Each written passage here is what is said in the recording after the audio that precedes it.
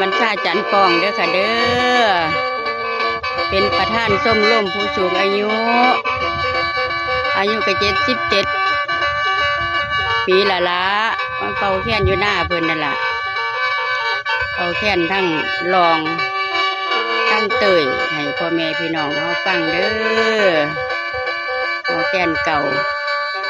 เป็นหมอแค้นว่าจะไปเป็นบ่าวเพิ่นล่ะ